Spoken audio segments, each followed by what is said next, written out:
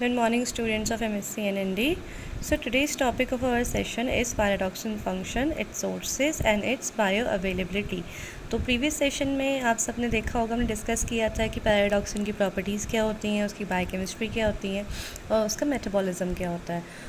उस सेशन से रिलेटेड कोई भी आपको डाउट हो या कोई भी क्वेरीज़ हो तो आप कमेंट सेक्शन में मेरे को बता दीजिएगा।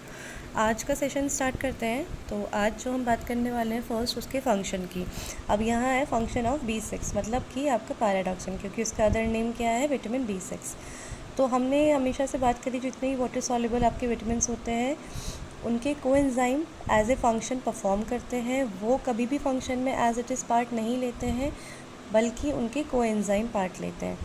तो हमने लास्ट सेशन में ही बताया था कि जो पैराडॉक्सिन का कोएंजाइम है वो क्या है आपका पीएलपी मतलब कि पैराडॉक्सिल फॉस्फेट। अब इसका फर्स्ट फंक्शन क्या है, PLP associated with amino acid metabolism, मतलब जितने भी आपका फंक्शन मेनली होता है वो अमीनो एसिड के मेटाबॉलिज्म में होता है।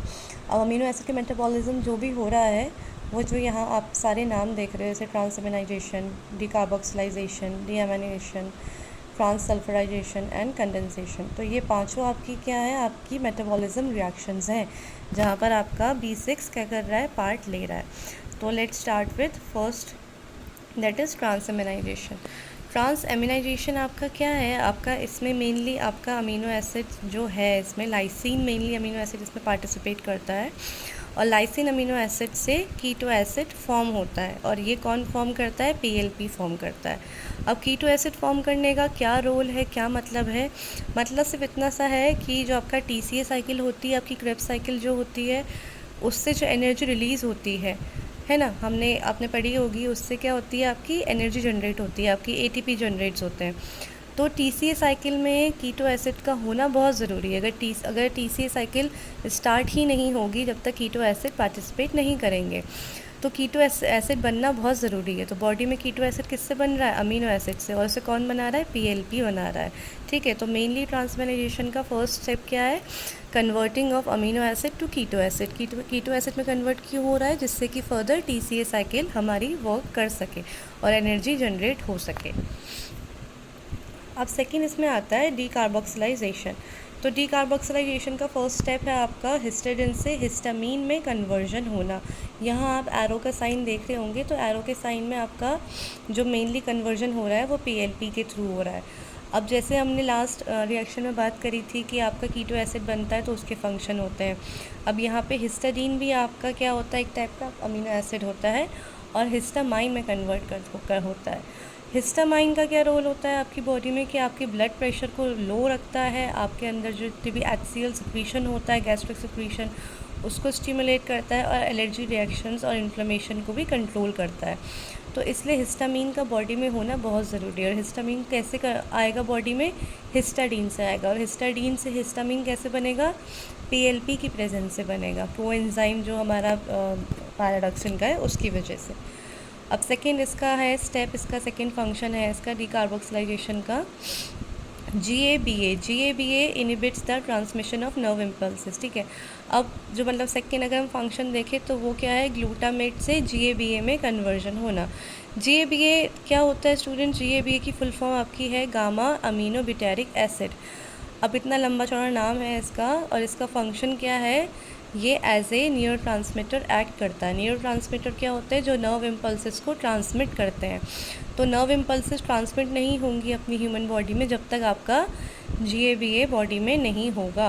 और GABA कैसे बन रहा है, ग्लूटामेट से बन रहा है। ग्लूटामेट भी आपका क्या एक टाइप का अमीनो एसिड्स है, और ग्लूटामेट के ऊपर कौन एक्ट करेगा, पीएलपी, जिससे कि GABA फॉर्म हो सके।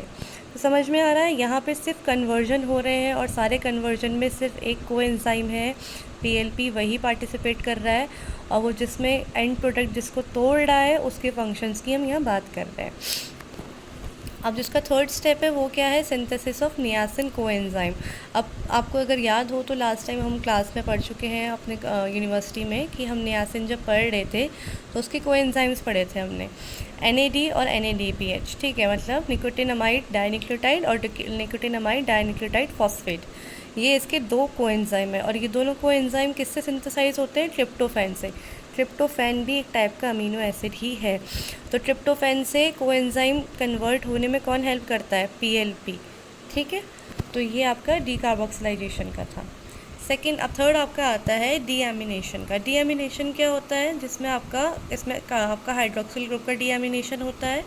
मतलब कि आपके जितने भी हाइड्रोक्सिल कंटेनिंग अमीनो एसिड है, जैसे आपका सीरीन है, ठीक है, तो इसका क्या कन्वर्जन होगा? सीरीन का कन्वर्जन किस में होता है? पायरूवेट में होता है। अब आपका है ट्रांससल्फराइजेशन। ट्रांससल्फराइजेशन बहुत इंपॉर्टेंट रोल प्ले करता है। इसमें आपका सल्फ़र कंटेनिंग अमीनो एसिड्स जो होते हैं मेनली, वो इसमें आपके फॉर्म होते हैं। कौन कौन से होते हैं आपके? होमोसिस्टीन, और होमोसिस्टीन से सीरीन में कन्वर्जन होता है और occur in a synthesis of cysteine. Cysteine और होमोसिस्टीन दोनों आपके क्या है? Sulphur containing amino acid. PLP आपके मेनली एब्जॉर्प्शन के लिए भी चाहिए होता है। इंटेस्टाइन में जो एब्जॉर्प्शन आपका अमीनो एसिड्स का होता है उसके लिए भी चाहिए होता है, और आपका जो यूरिन पास आउट के लिए भी ये बहुत एसेंशियल होता है। अब इसकी आरडी और सोर्सेज की बात करते हैं। तो सोर्सेज इसकी जितनी भी आपकी एनिमल सोर्सेज होती हैं वो मेनली इसकी मतलब गुड सोर्सेज में आती हैं, और इसकी वेजिटेबल सोर्सेज जो होती हैं वो आपकी फेयर सोर्सेज में आती हैं। और आरडी आप यहाँ देख ही सकते हैं, अडल्ट मैन, वुमेन, प्रेगनेंसी या लैक्टेशन का गिवन है।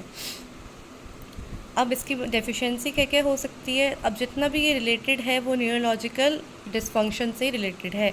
अगर B6 की डेफिशिएंसी होगी तो आपके जितने भी न्यूरोट्रांसमीटर हैं वो बॉडी में नहीं बन पाएंगे, और उसकी वजह से क्या होगा? कन्फ्यूजन होगा, और लोग मतलब मेमोरी लॉस होगा, और जितने भी आपके मतलब नर्व इम्पल्सेस जो हैं वो पास आउट नहीं हो पाएंगे, उनका डीएमिलाइजेशन हो जाएगा।